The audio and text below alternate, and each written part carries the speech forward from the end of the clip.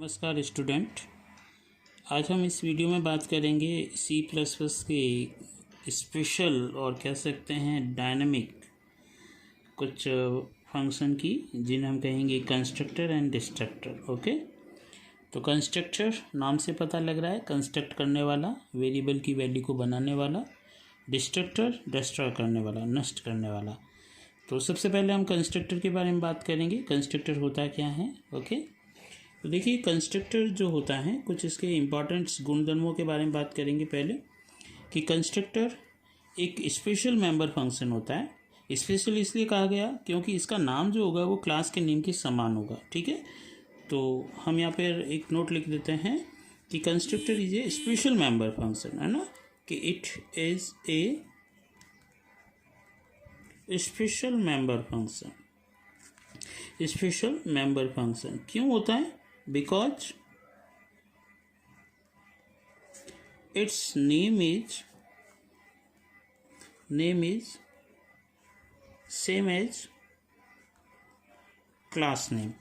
ठीक है, तो स्पेशल इसलिए है क्योंकि इसका नाम क्लास के नेम के जैसा होता है। जैसे सपोज कीजिए, एक उदाहरण के तौर पे, जैसे कि क्लास, और हमने क्लास का नाम मैक्स रखा, जो भी प्राइवेट सेक्शन है, और यहाँ पर हमने पब्लिक सेक्शन के अंदर हमने एक फंक्शन बनाया, उस फंक्शन का नाम भी हमने क्लास के नेम के समान रखा, मैक्स। ओके, और ये इसकी बॉडी हमने बना दी। तो देखिए, तो ये नेम दोनों का सेम है ना, कि क्लास का नाम भी मैक्स है तो फंक्शन का नाम भी आपका मैक्स है, तो ये कहलाएगा आपका कंस्ट्रक्टर। ओके, तो इसे हम कंस्ट्रक्टर कहेंगे। क्लियर? तो कंस्ट्रक्टर का सबसे पहला गुण ये है कि इसका नाम क्लास के नेम के समान होता है। दूसरा गुण, जब भी हम कंस्ट्रक्टर बनाएंगे वो हमेशा पब्लिक सेक्शन में बनाना है। ठीक है, तो always define in public section of class. हमेशा इसको पब्लिक सेक्शन में बनाना है। अब पब्लिक सेक्शन में क्यों बनाना है, उसके पीछे रीज़न ये है कि कंस्ट्रक्टर जो होता है, इसे कॉल करने की ज़रूरत नहीं है किसी ऑब्जेक्ट से, ये ऑटोमेटिक कॉल होता है। जैसे उस क्लास का आप ऑब्जेक्ट बनाते हैं, ओके, तो ऑब्जेक्ट बनते ही ये कॉल हो जाएगा। अब पब्लिक में है इसलिए ऑटोमेटिक कॉल हो रहा है, यदि प्राइवेट में होता तो ये कभी भी ऑटोमेटिक कॉल नहीं होता। ओके, तो कंस्ट्रक्टर ऑटोमेटिकली कॉल हो जाता है, या हम कह सकते हैं इन्वोक हो जाता है। ठीक है, कब? जब उस क्लास का ऑब्जेक्ट बनता है। ठीक है, तो ऑटोमेटिक इन्वोक कह दो या कॉल कह दो, है ना, ऑटोमेटिकली इन्वोक कॉल। ठीक है, at the time of creating object of its associated, है ना, उससे संबंधित इट्स एसोसिएटेड क्लास। ठीक है, तो automatically invoke call at the time of creating object of its associated class. जैसे इस क्लास का ऑब्जेक्ट बनेगा ये ऑटोमेटिक कॉल हो जाएगा। जैसे मान लीजिए कि आपने कहीं भी ऐसे लिखा मैक्स और एक्स लिखा, तो जैसे ये ऑब्जेक्ट बना, ये ऑब्जेक्ट बनते ही ये ऑटोमेटिक आपका कॉल हो जाएगा। ठीक है, तो इस तरह से वहाँ पर हमें किसी भी कंस्ट्रक्टर को कॉल करने की या इन्वोक करने की आवश्यकता नहीं होती है। ऑब्जेक्ट बनते ही मेन प्रोग्राम के अंदर जैसे ही ऑब्जेक्ट बनेगा ये ऑटोमेटिकली कॉल हो जाएगा।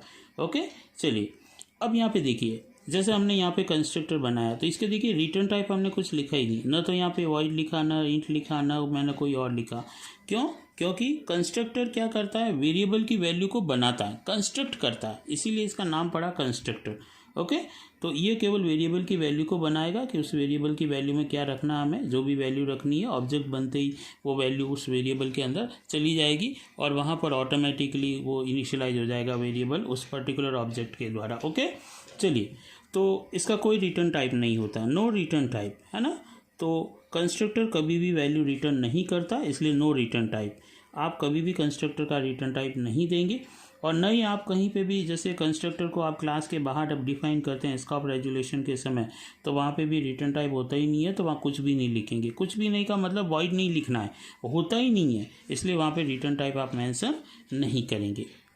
अब देखिए, अब ये जो कंस्ट्रक्टर होता है, अब इस कंस्ट्रक्टर को यदि मैं वहाँ पे कोई पैरामीटर दे देता हूँ, है ना, तो उसे कहेंगे हम पैरामीटराइज कंस्ट्रक्टर, है ना, पैरामीटराइज्ड कंस्ट्रक्टर, है ना।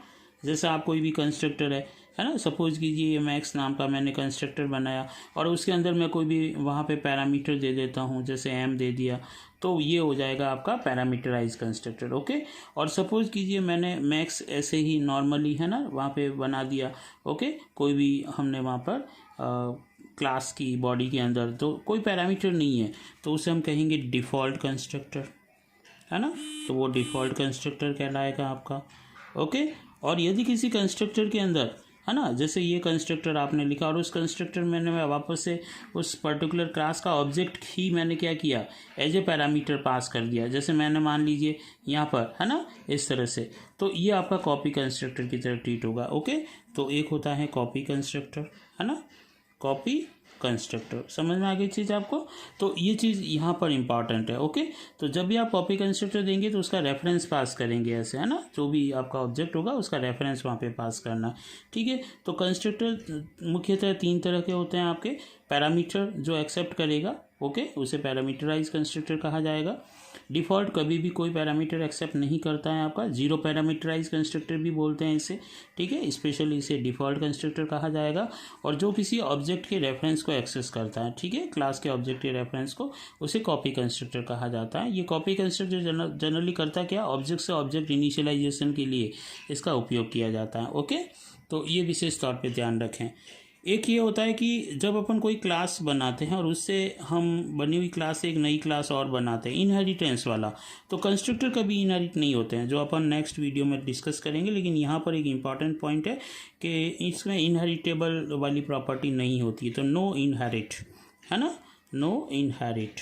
ओके, कंस्ट्रक्टर कभी इनहेरिट नहीं होते और नई कंस्ट्रक्टर कभी वर्चुअल होते हैं। ठीक है, ये भी हम डिस्कस करेंगे, लेकिन यहाँ दोनों पॉइंट एक बार मैं आपको शो करना चाहूँगा कि न तो इनहेरिट होते हैं और न ही कंस्ट्रक्टर कभी वर्चुअल होते हैं। ठीक है, तो स्पेशली कंस्ट्रक्टर का जो उपयोग किया जाता है किसी ऑब्जेक्ट को बनाने के लिए, कंस्ट्रक्ट करने के लिए किया जाता है, इसीलिए इसका नाम पड़ा कंस्ट्रक्टर।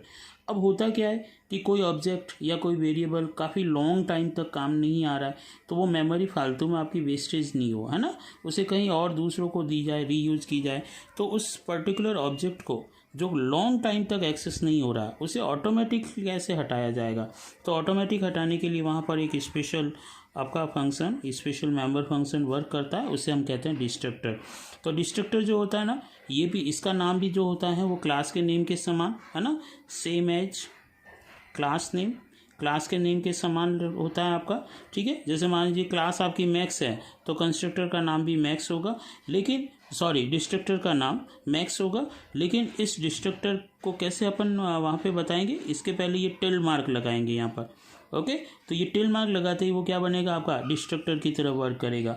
तो डिस्ट्रक्टर आपसे न तो पैरामीटर एक्सेप्ट करता है और न ही कोई रिटर्न करता है, क्योंकि इसका काम ही डिस्ट्रॉय करना होता है। लॉन्ग टाइम तक जो ऑब्जेक्ट काम नहीं करता तो ऑटोमेटिकली डिस्ट्रक्टर वहाँ पे इन्वोक होता है और उस ऑब्जेक्ट को वहाँ से फ्री कर दिया जाता है। ओके, उसकी मेमोरी को हटा दी जाती है ताकि वो मेमोरी किसी और के लिए यूज आ जाए। ओके, तो डिस्ट्रक्टर एक स्पेशल मेंबर फंक्शन हो गया। ये भी जनरली अपन यदि नहीं बनाते हैं किसी क्लास के अंदर तो डिफ़ॉल्ट डिस्ट्रक्टर आपका इन्वोक होता है और उस ऑब्जेक्ट को जो काफ़ी देर तक काम में नहीं आ रहा था उसे मेमोरी को हटा दिया जाता है। ओके, और जैसे ही वापस वो ऑब्जेक्ट बनेगा, ठीक है, या यूज में आएगा, कंस्ट्रक्टर उसके लिए मेमोरी वापस अवेलेबल करा देगा, उसे कॉल कर देगा। तो कंस्ट्रक्टर का काम जो होता है, प्रयोग होता है, वो construct the value of the variable, और डिस्ट्रक्टर का काम होता है डिस्ट्रॉय द वेरिएबल, है ना, या डिस्ट्रॉय द ऑब्जेक्ट। ओके, तो इस तरह से कंस्ट्रक्टर और डिस्ट्रक्टर के बारे में एक थॉटिकल चीज़ मैंने आपको समझाने की कोशिश की है, स्पेशली इसे समझे। इससे रिलेटेड हम आगे प्रोग्राम्स हम लेंगे ताकि उसमें कंस्ट्रक्टर आपको बहुत अच्छी तरह से समझ में आ जाएगा। ओके, तो जहाँ तक थॉटिकल बात है वो मैंने आपको थॉटिकल आपको समझाने की कोशिश की है। ओके, रिपीट कर देता हूँ वापस से, जब भी डिस्ट्रक्टर बनाएंगे डिस्ट्रक्टर के पहले ये टिल मार्क ज़रूर होगा, ये ध्यान रखना है। जबकि कंस्ट्रक्टर जब आप बनाएंगे तो कंस्ट्रक्टर के पहले किसी तरह का कोई मार्क नहीं होगा। दोनों में स्पेशलिटी ये है कि दोनों का नाम क्लास के नेम के समान होता है और दोनों ही पब्लिक मेंबर होते हैं आपके। ओके, कंस्ट्रक्टर को इन्वोक करने की आवश्यकता नहीं है, ऑब्जेक्ट बनते ही ऑटोमेटिक वो आपका इन्वोक होगा। ठीक है, अब जैसे जनरली कई ऐसे ब्लॉक होते हैं ना ऐसे, तो इस ब्लॉक में जैसे कंट्रोल आया और वहाँ कोई ऑब्जेक्ट बना तो कंस्ट्रक्टर को कॉल कर लिया जाएगा, और जैसे ही वो कंट्रोल उस पर्टिकुलर ब्लॉक से बाहर जाएगा तो ऑटोमेटिकली डिस्ट्रक्टर को इन्वोक कर दिया जाएगा। और डिस्ट्रक्टर क्या करेगा, उस पर्टिकुलर ब्लॉक के अंदर जो भी मेंबर बने थे, अभी ऑब्जेक्ट बने थे जो कंस्ट्रक्टर ने बनाए थे, ये डिस्ट्रक्टर उनको वहाँ से क्या करेगा, डिस्ट्रॉय करना शुरू कर देगा। ओके, तो कहने का मतलब हुआ कि डिस्ट्रक्टर कब आपका इन्वोक होता है, जब किसी ब्लॉक से कोई कंट्रोल एग्जिट होता है। जैसे ही एग्जिट होगा डिस्ट्रक्टर अपना काम शुरू कर देगा, यानी डिस्ट्रॉय करना शुरू कर देगा, यानी डिस्ट्रक्टर इन्वोक हो जाएगा। ठीक है, और कंस्ट्रक्टर का काम होता है किसी ऑब्जेक्ट को बनाना। तो इसको अपन और अच्छी तरह से समझेंगे प्रोग्राम के द्वारा। थॉर्टिकल पोर्शन आपका क्लियर हो जाना चाहिए इससे। Okay, thank you.